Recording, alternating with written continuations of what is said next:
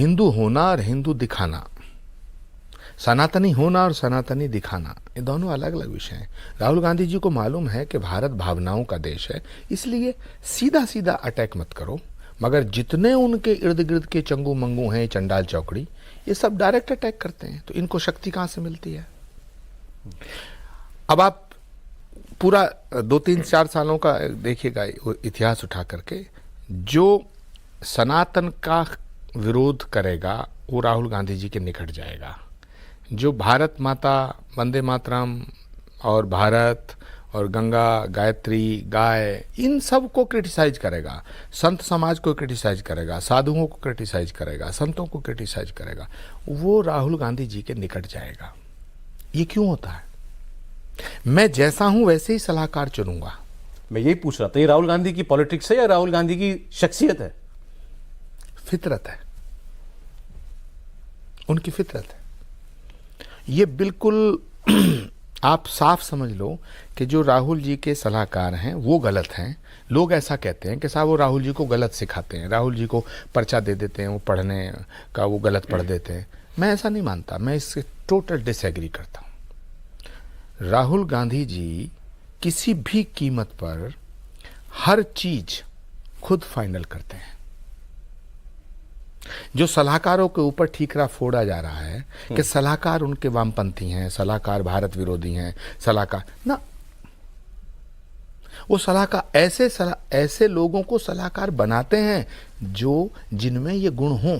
आप देखना, ये जो एक आदमी जो एमपी बना है कश्मीर से, राशिद इंजीनियर, ये भारत के खिलाफ भी बोलता है, भारत माता के खिलाफ बोलता है, कश्मीर को भारत का अंग नहीं बताता।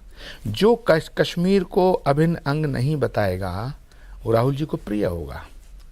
धारा 370 हटाएंगे, ये फारूक अब्दुल्ला साहब की पार्टी ने बोला है, उससे अलायंस किया गया है। इसीलिए वो भारत को भारत के स्वरूप में जो लोग देखते हैं उनसे चिढ़ते हैं। नहीं, अब मैं इसको कैसे, आपको थोड़ा सा इसको समझाना पड़ेगा हमें आज। राहुल गांधी जाकर के विदेश में ये कहें कि भारत में सिखों के गुरुद्वारे जाने पर, गुरुद्वारे जा पाएंगे नहीं जा पाएंगे, इस आज़ादी पर हमको सवाल करना है, इसकी लड़ाई हमको लड़नी है। भाई ये उनको कौन समझाएगा? मतलब किसने बताया होगा कि ऐसा बोलिए आप, या राहुल गांधी को खुद ही क्यों लगा होगा कि ऐसा बोलने से मेरा फायदा होगा? वाई, मैं कल से 2 दिन से इस बात को सोच रहा हूं, क्यों बोलेंगे वो? एक्चुअली उन्हें ऐसा लगता है कि भारत के खिलाफ, भारत की संस्कृति के खिलाफ, सनातन के खिलाफ और हिंदुत्व के खिलाफ बोलने से उन्हें फायदा हुआ। उनकी सीटें बढ़ के दुगनी हुई, 50 से 99 हो गई, लगभग दुगनी हो गई, ठीक है, डबल हो गई। तो उनको लगता है कि मुझे फायदा हो रहा। और माफ करना सौरभ जी, ये जो देश 1000 साल तक गुलाम रहा, 1000 साल, ये देश 1000 साल तक इसलिए गुलाम नहीं रहा कि बाबर बहुत बहादुर था, चंगेज का बहुत बहादुर था, तैमूर लंग बहुत बहादुर था। ये देश इसलिए गुलाम हुआ है कि इस देश में कुछ जयचंद थे। तो आप राहुल गांधी को भी जयचंद मानते हैं? ना, मैंने ये नहीं कहा। आप अपनी बात मेरी तरह से, मेरी बात को अपनी तरह से मत समझिए, मेरी बात को मेरी तरह समझिए। राहुल गांधी जी को पता है कि हिंदुओं के अंदर, भारत के अंदर कुछ जयचंद थे, इसलिए भारत गुलाम हुआ। तो उनको लगता है कि मैं उसी लाइन पे चलूं, और क्योंकि उसी लाइन पे चल के उनका फायदा हो रहा है, इसीलिए वो ये लगातार कर रहे हैं, भारत की धरती पे भी कर रहे हैं, और इसको वो इंटरनेशनल लेवल पर जो मोदी का विरोध है उसको एक करके उसके लीडर बनना चाहते हैं। तो आप फिर खुल के, मतलब आपने उनको देश विरोधी शब्द इस्तेमाल नहीं किया, लेकिन आप कह रहे हैं कि वो किसी भी कीमत पर देश का विभाजन करना चाहते हैं। तो ये देश विरोधी होना हुआ कि नहीं हुआ? जो आदमी जयचंदों को इकट्ठा करके उनका वोट लेना चाहता है, तो वो खुद जयचंद हुआ कि नहीं हुआ? आप क्यों थोड़ा बच के चल रहे हैं?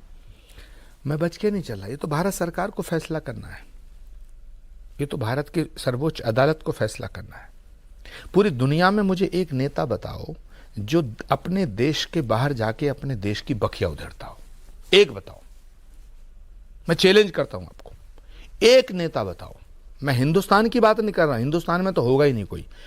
ओवैसी भी भारत के अंदर मोदी को क्रिटिसाइज करते हैं, ओवैसी, लेकिन भारत के बाहर जाके भारत को क्रिटिसाइज नहीं करता। अकेले नेता हैं राहुल गांधी, जो जब देश के बाहर जाएंगे जी, देश को नंगा करते हैं। सिखों के ऊपर जो बयान दिया है, क्या ये देश को तोड़ने वाला बयान नहीं है? अभी आपने कहा कि लोकतंत्र मर गया भारत में। विदेश में जाके लोकतंत्र को मारते हो। अगर लोकतंत्र मर जाता तो आप वायनाड से कैसे जीत जाते? लोकतंत्र मर जाता आप रायबरेली से कैसे जीत जाते? इसमें समझने में कोई रॉकेट साइंस नहीं है। आखिर उनका मोटिव क्या है?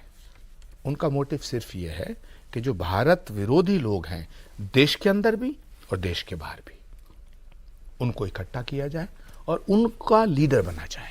नहीं, अब ऐसा करके उनको लगता है कि देश उनको कोई पदवी दे देगा, कोई पद दे देगा, प्रधानमंत्री बना देगा, नेता बना देगा। ऐसा 2 जगह से जिता दिया। नहीं, वो अलग बात है, लेकिन अलग कैसे? वो तो प्रधानमंत्री बनना चाहते हैं ना। सौरभ जी, सवाल इस बात का है, इसी देश की जनता ने उन्हें जिताया 2 जगह से।